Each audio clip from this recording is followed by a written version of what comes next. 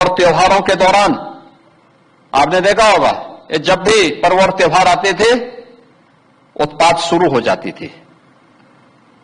اب اتپاتیوں اور اپدرویوں کو پتا لگے گا کہ 7 پیڑھیاں یاد آئیں گی ان کو,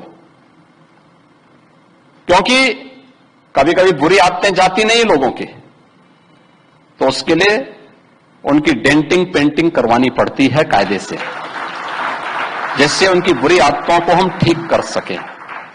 اور یہی ڈینٹنگ پینٹنگ آپ نے دیکھا ہوگا کل بریلی کے اندر وہ مولانا بھول گیا کہ شاسن کس کا ہے. وہ یہ مانتا تھا دھمکی دیں گے اور ہم زبردستی جام کر دیں گے. ہم نے کہا جام نہیں ہوگا, کرفیو بھی نہیں لگے گا, لیکن کرفیو کا سبق تمہیں ایسا سکھا دیں گے کہ تمہاری آنے والی پیڑھی دنگا کرنا بھول جائے گی. کیا طریقہ ہے جی؟ آپ سسٹم کو بلاک کرنا چاہتے ہیں,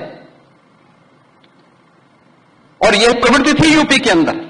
17 کے پہلے یہی ہوتا تھا, اور ہم اسی بات کو کہہ سکتے ہیں کہ 17 کے بعد ہم نے کرفیو بھی نہیں لگنے دیا, لیکن ایسے بیریئر کو چن چن کر کے وہ جس پرکار کی بھاشا کو سمجھتے تھے اس پرکار کی بھاشا سے ان کو سمجھا کر کے اس کو اس کی سزا دلانے کا کام بھی کیا ہے. اور اتر پردیش کی گروتھ سٹوری یہیں سے شروع ہوتی ہے. اگر آزادی کے سمے میں اس سے پہلے نہیں جاتا, لیکن 1947 میں بھارت آزاد ہوا, اگر اس سمے بھارت کی اکانومی میں بھارت کا اتر پردیش کا کنٹریبیوشن 14% تھا, تو یہ 14% پھر سے ہونا چاہیے. اور 14% نہیں ہونا چاہیے, بلکہ جتنی آبادی ہے اتر پردیش کی, اتر پردیش اتنا کنٹریبیوشن کرتا ہوا دکھائی دے.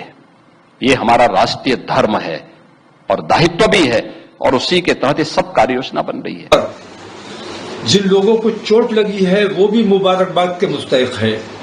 مجھے شدید افسوس اس بات کا ہے کہ میں نے جو ایک امن کا راستہ اختیار کیا تھا, اور میں یہ چاہتا تھا کہ میں اپنی تکلیف اپنی پریشانی کے لیے ایک میمورینڈم ڈی ایم کے ذریعے اپنے ملک کی راشٹرپتی کو بھیجوں, اور ناموس رسالت پر جو حملہ بار بار ہوتا ہے اس کے لیے سخت قانون کی بات کی جائے. میرا صرف اتنا مقصد تھا کہ میں وہاں جاتا, نماز پڑھتا, اس کے بعد اپنا میمورینڈم دیتا, اور اپنے لوگوں سے میں یہ اپیل کرتا کہ خیریت کے ساتھ اور درود شریف کا نذرانہ پیش کرتے ہوئے واپس امن کے ساتھ اپنے گھروں کو جائیں. لیکن جیسا ہمیشہ ہوتا رہا ہے, مجھے ہاؤس اریسٹ کر لیا جاتا ہے. اس بار میں نے یہ کیا کہ میں اپنے گھر پہ نہیں رہا احتیاط کی وجہ سے. میں آ کر یہاں قیام کیا میں نے رات کو. جھوٹا میرا پیڈ استعمال کر کے اور لوگوں کو گمراہ کرنے کی کوشش کی گئی. جھوٹا بیان اخبار میں چھاپا گیا میرے نام سے, اور لوگوں کو گمراہ کرنے کی کوشش کی گئی. میں جمعے کی نماز کے لیے جب جانے کے لیے نکلنے والا تھا, اسی وقت کسی طرح ان لوگوں کو خبر ہو گئی کہ میں کہاں ہوں, اور یہ ڈی ایم صاحب اور ہمارے کپتان صاحب یہاں آ کر بیٹھ گئے, اور مجھے نکلنے نہیں دیا گیا, اور تمام فورس یہاں بلا لی. یہ منظم سازش کے تحت ہوا. بریلی کے اپنے امن پسند ہندو بھائیوں کو بھی میں مبارکباد پیش کرتا ہوں کہ انہوں نے اس پر کوئی رد عمل نہیں کیا, انہوں نے کوئی ناراضگی کا اظہار نہیں کیا. ہمارا جو پروگرام تھا اس میں کسی قسم کی مداخلت نہیں کی, لیکن پولیس اور پرشاسن, حکومت سخت مسلمانوں کی مخالفت پہ آمادہ ہے, اور مسلمانوں کو اللہ اور رسول کا نام بھی لینے دینے کے لیے تیار نہیں ہے. اس کے خلاف جتنا دبایا جائے گا یہ معاملہ اتنا ابھرے گا.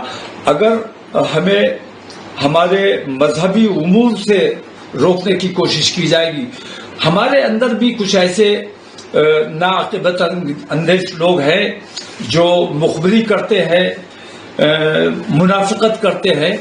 ان لوگوں نے ماحول کو خراب کرنے کی کوشش کی ہے. میں اگر موقع پر چلا جاتا، میں وہاں نماز پڑھ لیتا، اپنا میمورنڈم دے دیتا، تو بریلی میں کسی قسم کا کچھ نہیں ہوتا. لیکن پولیس نے جان بوجھ کر مسلمانوں پر لاٹھیاں چلائی. مسلمانوں پر یہ الزام لگایا جا رہا ہے کہ مسلمانوں نے پتھر چلایا ہے. یہ بالکل جھوٹی بات ہے. مسلمانوں نے کوئی پتھر نہیں چلایا ہے، اور مسلمانوں کو زد و کوب کیا گیا ہے. اگر یہ طریقہ، میں ابھی تک گرفتار ہوں، ابھی تک میں ہاؤس اریسٹ ہوں، مجھے نکلنے نہیں دیا جا رہا ہے، اور اندیشہ اس بات کا ہے. اور مجھے بہت خوشی ہوگی اگر مجھے گرفتار کر لیا جائے کہ ناموس رسالت کے نام پر اگر میری گرفتاری ہو جاتی ہے، یا میں تو کہتا ہوں جیسے گولی مار دی تم نے عتیق اور اشرف کو، ایسے مجھے گولی مار دو. ناموس رسالت کے نام پر ہم جان دینے کو تیار ہیں، ہمیں کوئی دقت نہیں، کوئی پریشانی نہیں ہے.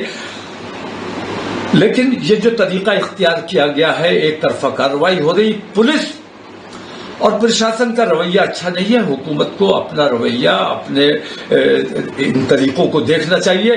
حکومت اتر پردیش کی ہو یا ملک کی حکومت ہو، حکومت سب کی ہے. 140 کروڑ مسلمانوں کی، 140 کروڑ ہندوستانیوں کی ذمہ داری حکومت پر ہے، اور پورے اتر پردیش کے ہندو اور مسلمان تمام لوگوں کی ذمہ داری مکھ منتری پر ہے.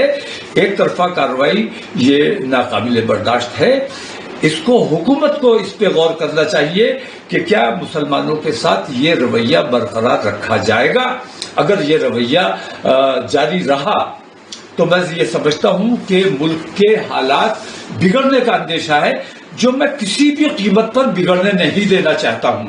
میں نہیں چاہتا کہ کسی بھی صورت میں ہمارے ملک کا، ہمارے شہر کا امن خراب ہو. آج بھی لوگوں نے یہ دیکھا ہے کہ مسلمانوں نے امن کو نقصان نہیں پہنچایا ہے، پولیس نے خود امن کو نقصان پہنچایا ہے. اور ہندو مسلم فساد نہیں ہوا، اس لیے پولیس نے اپنی طرف سے فساد مسلمانوں کے اوپر تھوپنے کا کام کیا ہے.